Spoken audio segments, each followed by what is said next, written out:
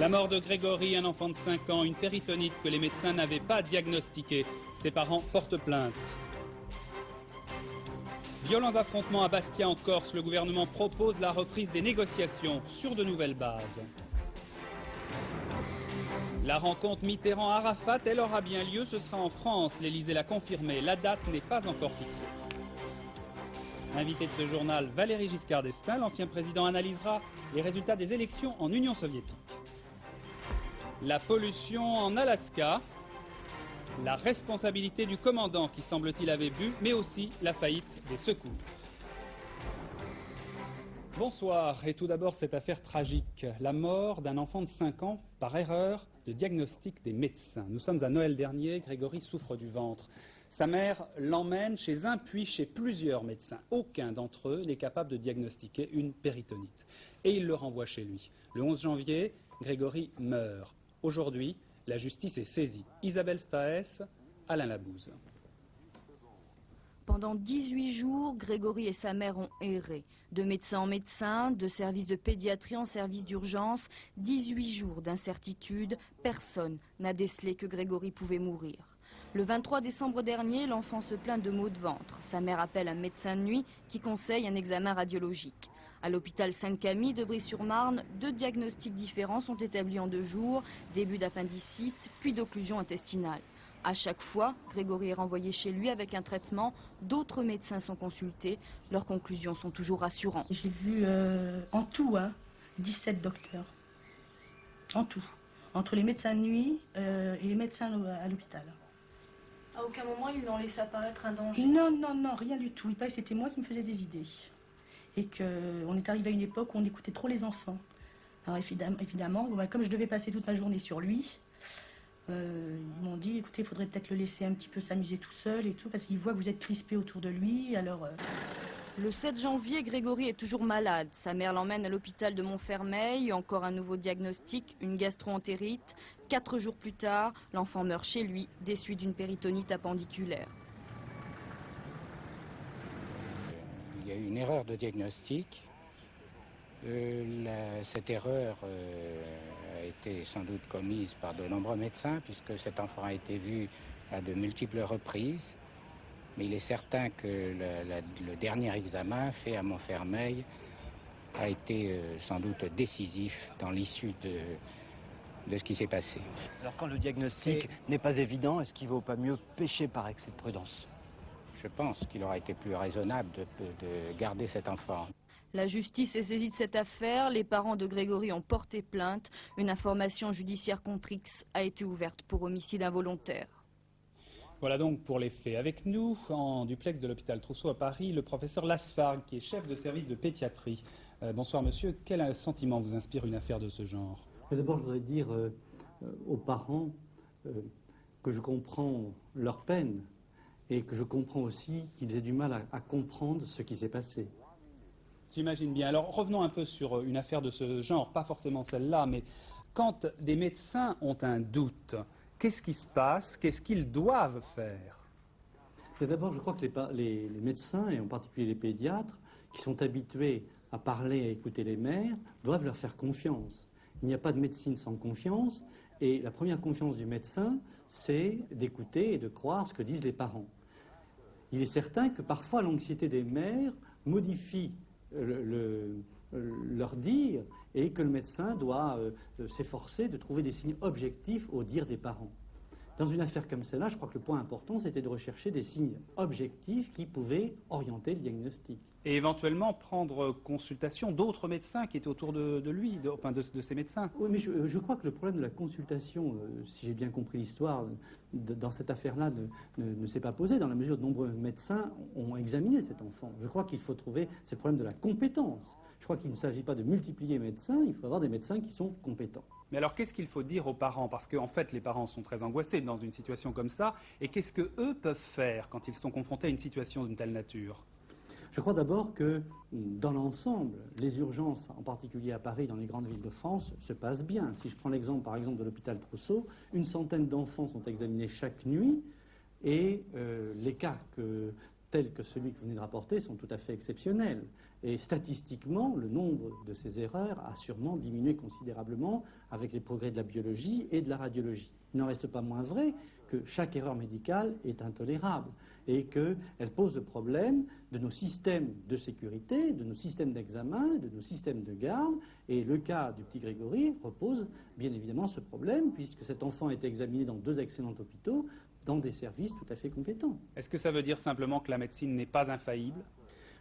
La médecine n'est sûrement pas infaillible, ou plutôt les médecins ne sont pas infaillibles.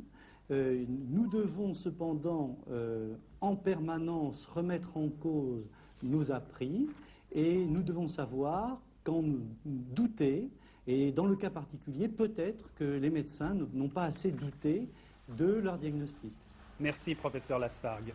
J'ajoute enfin, toujours dans ce même domaine de la médecine, ce décès suspect dans une clinique dans le Lot-et-Garonne. Là encore, une enquête judiciaire a été ouverte. Une patiente est morte après une intervention gynécologique bénigne dans une clinique de Villeneuve-sur-Lot.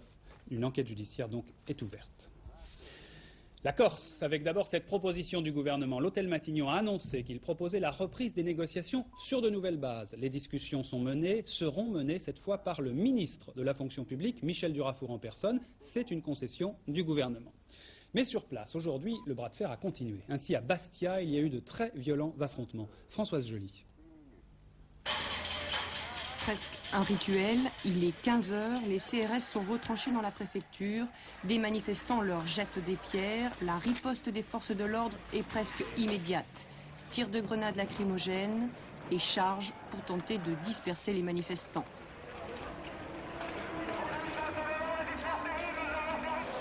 D'heure en heure, les échanges sont de plus en plus violents. C'est un véritable combat de rue qui s'engage, mais sans affrontement physique. Cette fois-ci, en première ligne, des syndicalistes qui ne retiennent plus les manifestants. Ils sont 300 à 400 face à 200 CRS et gardes mobiles. En ce moment même, toujours des affrontements. Au moins 3 personnes ont été blessées parmi les manifestants ainsi que 6 CRS. Les forces de l'ordre viennent de se replier sur la préfecture, mais le face-à-face continue. Oui, ce soir, depuis une demi-heure à peu près, le calme semble revenu à Bastia. Mais aujourd'hui, en effet, la Corse a renoué, partiellement en tout cas, avec le blocus aussi. Trafic aérien très perturbé, trafic maritime bloqué. À Ajaccio, il y a eu aussi des rassemblements. Nicolas Jacobs, Ajaccio. Avec son inséparable drapeau dans le sac à dos, Catherine Chancel est de toutes les manifestations, de tous les rassemblements depuis 5 semaines. Et ce matin, elle était toujours aussi décidée. On sera obligé de nous écouter, sinon on pourra durer jusqu'à l'été. On ne se mélange pas, et à quelques mètres de là, Toussaint Barbolosi, membre de l'Union patronale, rejoint lui un autre rassemblement, celui des chefs d'entreprise et artisans de Lille. Et comment paye-t-on les échéances et les salariés à la fin du mois? Moi, je pense pour apporter une réponse qu'il serait souhaitable que chaque entreprise ayant des employés les mette au chômage technique. Ne payons plus, c'est ce qu'on a demandé, et descendons massivement dans la rue. Les représentants de la quasi-totalité des chefs d'entreprise et artisans de Lille ont ainsi décidé de suspendre tout paiement des charges sociales et taxes. Ils manifesteront samedi et demandent même la démission de l'Assemblée régionale corse. Et tout cela, clament-ils, ne va pas à l'encontre des grévistes, au contraire. Si la situation se durcit, si la situation va au fond, il ne faut en aucun cas que nous nous affrontions. Il faut que nous apprenions à gérer la crise. Un seul ennemi commun, l'État. Ce mois-ci, les fonctionnaires ne seront pas payés, les retraités n'auront pas leur pension. Au total, 170 millions de francs n'irrigueront pas l'économie. Les feuilles d'impôt que les manifestants ont brûlées ce matin n'y changeront rien. D'ailleurs, elles étaient vierges. Le chômage a diminué en février. Le chiffre publié par le ministère du Travail fait état d'une baisse de 0,8% en février, donc en données corrigées des variations saisonnières. En janvier dernier, la baisse avait déjà été de 0,6%. Fin février, il y avait donc 2 727 300 demandeurs d'emploi, 20 600 chômeurs en moins.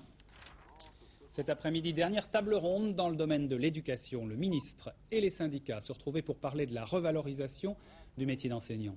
Au total, près de 18 milliards de francs y seront consacrés à cette revalorisation au cours des 10 prochaines années. C'est ce qu'a annoncé Lionel Jospin. Mais les syndicats ne sont toujours pas d'accord. Chantal Kimerlin.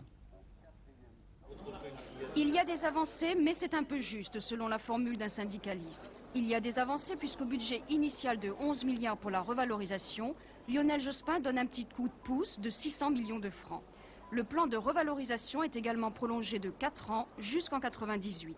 Au total, 18 milliards sur 10 ans pour améliorer le salaire des enseignants. Pour les instituteurs, 200 francs de plus par mois dès septembre 90. Et les élèves instituteurs, 400 francs de plus. Ceux qui choisiront d'aller dans des zones d'éducation plus difficiles recevront une prime annuelle de 12 000 francs. Les nouveaux instituteurs engagés avec une licence gagneront 1 000 francs de plus par mois dès 92. Les professeurs de collège et de lycée gagneront au minimum 500 francs de plus par mois et une prime annuelle de 6 000 francs pour les conseils de classe. Toutes les carrières seront accélérées et améliorées. Ce n'est pas assez, estiment ce soir les syndicats qui se sont refusés à signer un accord. Vous savez que nous avions des revendications très simples, des augmentations de salaire en point d'indice. Le gouvernement a choisi des voies très compliquées dans un dispositif qu'il est important de savoir mettre en œuvre, et la mise en œuvre, la mise en musique peut varier. Nous sommes donc ici aussi pour exercer une pression assidue sur la façon dont le dispositif va être mis en œuvre. Signeront, signeront pas. Lionel Jospin, pour sa part, reste serein. Le gouvernement mettra en œuvre ces mesures de revalorisation, précise-t-il. Avec ou sans l'accord des syndicats? L'inculpation de Roland Ningesser, le maire de Nogent-sur-Marne, a été inculpé de corruption, recel d'abus de biens sociaux et recel de faux en écriture. Il s'agit de l'affaire des pots de vin et des fausses factures du Sud-Est. Monsieur Ningesser, qui a toujours nié, est la 18e personne à être inculpée dans cette affaire. La rencontre Mitterrand-Arafat, c'est officiel, elle aura lieu en France. Le porte-parole de l'Élysée l'a annoncé en effet tout à l'heure. Il a annoncé que le président Mitterrand rencontrerait le leader de l'OLP en France. La date n'est pas encore fixée, mais ce sera sans doute en 89, comme l'avait laissé entendre le chef de l'État auparavant. Une rencontre en France donc qui pose bien sûr un certain nombre de problèmes. Jérôme Bonny. 17 décembre dernier, au sommet franco-africain de Casablanca, le président Mitterrand annonce pour la première fois être prêt à rencontrer Yasser Arafat, chef de l'Organisation de libération de la Palestine. L'obstacle majeur à une telle rencontre avait été levé un mois auparavant à Alger, quand la centrale palestinienne, tout en proclamant la création de la Palestine, avait enfin accepté, à la demande de l'ONU, le principe de la reconnaissance de l'État d'Israël. Depuis, le chef de l'OLP a effectué un sans faute diplomatique. À Strasbourg, au Parlement européen, le 7 décembre, invité par le groupe socialiste. À Madrid, au début de l'année, avec Roland Dumas, ministre des Affaires étrangères. Aujourd'hui, le communiqué de l'Élysée met fin aux spéculations sur le lieu de la rencontre au sommet France-OLP. On avait parlé du Caire, de Tunis ou même d'Alger.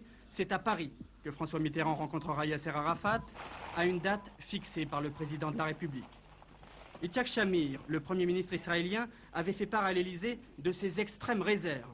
Et la décision d'aujourd'hui ne peut que provoquer des remous à Tel Aviv, mais aussi dans la communauté juive française. Les élections en Union soviétique, qui a réellement gagné ces élections? C'est toute la question. Gorbatchev ou les réformateurs? Celui qui a amené la perestroïka ou ceux qui ensuite ont bénéficié de cette ouverture? Il faut tenter maintenant de tirer les conclusions de ce scrutin, mais ce qui est sûr, c'est que l'échec de nombreux responsables du Parti communiste a semé un grand désarroi dans les milieux politiques soviétiques. Jacques Merlino. Bureaucratie coulée, c'est peut-être ainsi que l'on pourrait résumer les votes de ces 184 millions d'électeurs soviétiques qui devaient désigner les 1500 élus du Congrès des députés du peuple. La victoire la plus célèbre est bien sûr celle de Boris Eltsine à Moscou, un communiste rebelle libéral qui a fait la nique à l'appareil du parti. Mais ce raz-de-marée contestataire ne se limite pas à la capitale soviétique. C'est ainsi que les mouvements nationalistes emportent une très large victoire dans les pays baltes, en Lettonie, Estonie, Lituanie. Déroutent encore des apparatchiks en Ukraine, dans le nord du Caucase et au Kazakhstan, où le premier secrétaire du parti a été battu par un jeune entrepreneur. Ce ne sont là encore que des résultats partiels. Il faudra attendre une dizaine de jours pour être en possession des résultats complets. Mais on en sait suffisamment aujourd'hui pour que la presse soviétique soit en complet désarroi. La thèse officielle est que ce sont la glasnost et la perestroïka qui ont triomphé de ces élections. Mais il faut tout de même reconnaître un chiffre, environ 20% des membres du Parti communiste ont été battus. Alors avec nous, un observateur privilégié de ces problèmes, c'est Valéry Giscard d'Estaing. Monsieur le Président, vous êtes le président de la Commission des Affaires étrangères de l'Assemblée, et puis vous connaissez bien l'Union soviétique, vous étiez encore au mois de janvier dernier. Alors, première question, est-ce que vous n'avez pas le sentiment, comme je le disais en titre tout à l'heure dans mon lancement, que M. Gorbatchev a un peu joué les apprentis sorciers? Écoutez, je ne crois pas. Il faut se rappeler ce qui s'est passé. D'abord, c'est la première fois que les Soviétiques votaient, que les Russes votaient. Enfin, c'était la troisième fois depuis le début du siècle. Alors nous qui sommes habitués à avoir des élections tout le temps, les élections c'est pour nous banal, mais pour eux, ils ont voté en 1906, ils ont voté en 1917 et ils ont voté en 1989. Et cette fois, il y a eu une vraie campagne. Il y a eu une vraie campagne. Vous savez qu'il y a eu des endroits où il n'y avait qu'un seul candidat. C'est une campagne qui ne ressemble pas encore aux nôtres, il ne faut pas se tromper. Donc dans certains endroits, vous n'aviez qu'un seul candidat, mais dans les 3/4 des endroits, vous aviez plusieurs candidats, de 2 à 12. Et ils ont fait des vraies campagnes, à la fois à l'intérieur de l'Union soviétique et à l'extérieur. Je vous apportais, par exemple, un journal qui est le plus grand hebdomadaire américain. Il y avait un interview de Yeltsin qui faisait sa campagne dans la presse américaine la semaine dernière. Donc une vraie campagne. Et d'ailleurs, ce qui m'avait frappé à Moscou en janvier, c'est que tout le monde voulait être candidat. Les académiciens, les hauts fonctionnaires, les écrivains, et ainsi de suite. Donc ils ont voté, il y a eu de vraies élections, il y a eu de vraies campagnes. Alors, les enseignements. D'abord, il y a une question que nous posions toujours, moi je me souviens, c'était la question suivante. On se disait, si dans un pays communiste, les gens pouvaient voter, comment voteraient-ils? Et j'ai souvent posé cette question à nos ambassadeurs, aux experts internationaux. Et la réponse qu'ils me faisaient était de dire, écoutez, c'est très difficile à savoir, mais notre évaluation, c'est qu'au fond, il y aurait à peu près 15% de gens qui voteraient pour le régime. Et ce que je trouve très frappant dans cette élection soviétique, c'est qu'on retrouve une proportion de ce genre. Par exemple à Moscou. Par exemple à Moscou et à Leningrad. Leningrad qui est une ville, je dirais, de tradition plus conservatrice au point de vue du communisme. La même chose, un ouvrier des chantiers navals bat le chef du parti dans une proportion de ce type. Mais justement, alors est-ce qu'une vérité révélée comme ça ne va pas entraîner des conséquences beaucoup plus importantes? Qui sort gagnant finalement de ces élections, Monsieur le Président? Le changement. Enfin, je crois que c'est ce qui est très net. Il faut se rappeler que Gorbatchev avait pris un risque énorme. Ça remonte au 28 juin dernier. Il a annoncé devant l'Assemblée du parti qu'il y aurait des élections. Ces élections auraient lieu au mois de mars, elles ont eu lieu, et qu'il y aurait la multiplicité de candidatures, plusieurs candidatures possibles. C'est donc lui qui a pris le risque. Alors ce qui est frappant, c'est que les électeurs ont répondu, nous voulons davantage de perestroïka. Parce que vous pourriez me faire la remarque suivante en disant, mais après tout, Gorbatchev est le premier secrétaire du Parti communiste. Donc lorsqu'il y a des candidats communistes, normalement, ceux qui veulent voter pour Gorbatchev devraient voter pour les candidats du parti. Mais les Soviétiques ont vu que le parti freinait. Parce qu'entre le moment où les élections ont commencé et puis le vote de dimanche, la machine du parti a joué. Vous savez par exemple que le parti désigne des candidats. Il désigne 100 députés sur le total de 2500. Le parti n'a désigné qu'un candidat dans chaque cas. Donc ils ont vu que le parti freinait. Ce qui fait que les électeurs, lorsqu'ils ont eu le choix entre un candidat officiel du parti et un candidat s'engageant sur les réformes, ils ont voté pour les réformes. Alors vous disiez que c'est le changement qui est vainqueur, mais est-ce que Mikhaïl Gorbatchev, je reviens à ma question et j'insiste, est-ce que Mikhaïl Gorbatchev est maître de ce changement? Donc d'abord, je crois, notons ça, si vous voulez, les gens demandaient plus de perestroïka ou d'aller plus vite dans la perestroïka. Et quel est l'obstacle sur lequel bute l'évolution de l'Union soviétique? C'est l'obstacle économique et social. Parce qu'au fond, à l'heure actuelle, il y a un progrès politique visible. Il n'y a pas de progrès, il y a même probablement un recul sur le plan économique et social, c'est-à-dire les conditions de vie des Soviétiques. Et jusqu'à présent, Gorbatchev est assez prudent. Il y a quelques jours, il y a eu une réunion sur l'agriculture. Je ne sais pas si vous en avez rendu compte dans votre journal. Oui. Et ils ont pris des décisions très prudentes. Alors qu'il avait annoncé qu'on allait louer très largement les terres aux agriculteurs par un système de baux à long terme qui ressemble à notre statut du fermage en réalité, ils sont revenus en arrière. C'est-à-dire qu'ils ont dit on va faire ça à l'intérieur du système des kolkhozes et des sovkhozes. Et donc on enferme en somme. Parce que là, Monsieur le Président, les démocraties occidentales n'ont pas un rôle à jouer en aidant peut-être économiquement Monsieur Gorbatchev, justement. Alors je pense, si vous voulez, que le grand problème qu'on va voir venir à partir de l'été prochain, ça va être le problème économique et social, avec un problème épouvantable, qui est le problème de la réforme des prix, puisque c'est un problème qui, naturellement, soulèvera des réactions d'impopularité. Il faut augmenter les prix à la consommation, il faut augmenter les prix du chauffage, il faut augmenter les prix des carburants, etc. Donc je pense qu'il faut qu'il y ait des satisfactions données en même temps à la population soviétique. Et il faut donc une politique globale. Et je pense que dans cette politique globale, l'Occident peut apporter un concours à l'évolution de l'Union soviétique. Alors justement, il faudrait élargir un petit peu le problème, parce qu'on voit que la perestroïka est une contagion sur les autres pays, les démocraties populaires. Est-ce que l'équilibre entre l'Europe de l'Ouest et l'Europe de l'Est ne risque pas d'en être affecté? Si. D'abord, nous ne devons pas souhaiter l'aventure. Je le dis franchement, nous avons connu, hélas, des drames. On a connu des drames en Hongrie, en Tchécoslovaquie, en Pologne. Moi, je l'ai connu à la fin lorsque j'étais président dans l'année 80. Nous ne devons pas souhaiter des drames. Il y a une évolution en cours. Nous devons tout faire pour que cette évolution se poursuive, naturellement qu'elle s'amplifie. Pour nous, les Européens de l'Ouest, pour ce à quoi nous sommes habitués à vivre, au fond, nous avons connu à l'Est une Union soviétique menaçante, mais une situation qui était immobile. Et maintenant, nous avons une situation dans laquelle l'Union soviétique est moins menaçante, mais une situation qui bouge. Et dans une situation qui bouge, il faut pouvoir s'adapter, il faut pouvoir prendre des initiatives pour répondre à des situations qui peuvent devenir imprévues. Alors d'abord, je crois qu'il faut que ce soit l'Europe qui le fasse. Oui. Si vous voulez, je trouve tout à fait, je ne souhaite pas du tout qu'il y ait une politique allemande pour la Hongrie et puis française pour la Pologne. Il faut que nous ayons la même si chacun de nous a naturellement des intérêts plus précis dans tel ou tel pays. Donc il faut qu'il y ait une politique commune de l'Europe. Et puis il faut qu'il y ait une attitude pour les pays vis-à-vis des pays qui sont entre l'Union soviétique et nous. Et certains de ces pays souhaitent rester proches de l'Union soviétique, sans doute. Et certains autres, visiblement, ont envie de se rapprocher du modèle de l'Europe occidentale. Dernière question. Monsieur le Président, on parle de l'Europe. Le 18 juin, c'est un rendez-vous important pour l'Europe. On connaît votre position. Vous êtes pour l'Union, pour une seule liste, RPR-UDF. Est-ce que le seul message de l'Union, est-ce que c'est suffisant pour l'opposition? Et s'il y a deux listes, quelle sera votre position? Est-ce que vous serez tout de même candidat ou pas? D'abord, juste un mot pour relier votre question à ce que nous venons de dire. Il faut voir que l'affaire de l'Europe, c'est très important. Bien sûr, c'est pour ça que nous vous posons la question. Non, c'est très important. Et mon opinion, elle est lassée des élections. On l'a vu dans certaines élections, moins d'ailleurs dans les élections municipales. Mais là, c'est très important. C'est-à-dire que le sort de notre façon de vivre, le sort de nos enfants est probablement plus déterminé par ce qui se passera en Europe que par toutes nos propres décisions. Donc c'est très important. Moi, je souhaite une élection européenne. Je ne souhaite pas une élection politicienne, je souhaite une élection européenne, où les Françaises et les Français, de toutes conditions, activités, etc., diront ce qu'ils pensent et ce qu'ils veulent pour l'Europe.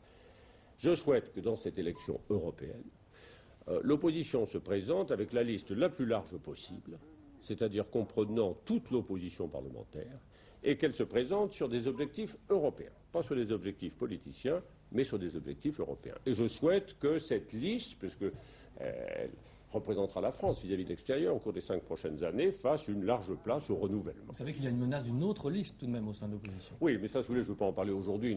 D'ailleurs, vous sentez bien que nous ne sommes pas dans ce débat-là. Je vous dis ce que je souhaite. Parce que je crois qu'une liste commune à toute l'opposition, avec des objectifs communs sur l'Europe, c'est ce qui est dans l'intérêt de l'Europe et c'est ce qui est dans l'intérêt de la France. Merci, Monsieur le Président. Merci beaucoup. La suite de l'actualité maintenant avec la Yougoslavie et plus précisément les manifestations meurtrières au Kosovo. Le Kosovo, c'est l'une des provinces de la Yougoslavie.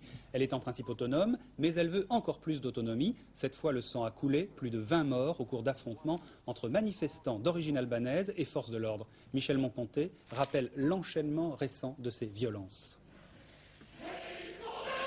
Ce matin, au sein du Parlement yougoslave à Belgrade, ouverture de séance très solennelle pour un vote historique. 23 amendements adoptés à l'unanimité et qui redonnent constitutionnellement à la Serbie les droits, les prérogatives mais aussi les pouvoirs qu'elle réclamait sur sa province voisine, le Kosovo. Un Kosovo musulman, farouchement hostile à ses voisins serbes et qui depuis 15 ans vivait une quasi-autonomie de fait accordée par Tito, une quasi-autonomie aujourd'hui interrompue, la Serbie a repris sa tutelle. Dans les rues de Pristina, la réaction des Albanais de souche ne s'est pas fait attendre. Ici, on se sent bien sûr plus musulman que slave et ce retour à la dépendance est inacceptable. Mais la violence des affrontements d'aujourd'hui a dépassé les prévisions les plus pessimistes. Un véritable climat de guerre civile, d'insurrection, en réponse au vote du Parlement. L'état de siège et la très nombreuse présence policière sur place n'ont pu empêcher ces affrontements, les plus graves dans ce pays depuis la Deuxième Guerre mondiale. Le fantôme de l'éclatement de la Yougoslavie, voilà bien le véritable enjeu qui se joue actuellement dans les rues de Pristina, la capitale du Kosovo. Voyons maintenant d'autres informations internationales importantes de cette journée et tout d'abord la révolte dans un pénitencier au Guatemala. Des mutins retiennent toujours 600 personnes en otage. Éric Perrin. Poursuite des négociations avec les mutins du pénitencier de Pavón au Guatemala qui retiennent en otage depuis dimanche plus de 600 personnes, gardiens et visiteurs. Les affrontements entre détenus et militaires qui encerclent la prison auraient fait au moins 9 morts. Mais après la décision cet après-midi du gouvernement d'accéder partiellement aux requêtes des mutins, la tension semble être quelque peu tombée. L'organisation indépendantiste basque TA prolonge sa trêve de la lutte armée jusqu'au 24 juin. Cette décision fait suite aux négociations à Alger entre le gouvernement espagnol et les représentants de l'ETA. Ces derniers demandent la participation à cette table ronde de 3 dirigeants basques emprisonnés actuellement en France, parmi lesquels Josu Ternera, numéro 1 de l'ETA militaire. La justice française fait savoir qu'elle n'a reçu pour le moment aucune demande de la part des autorités espagnoles.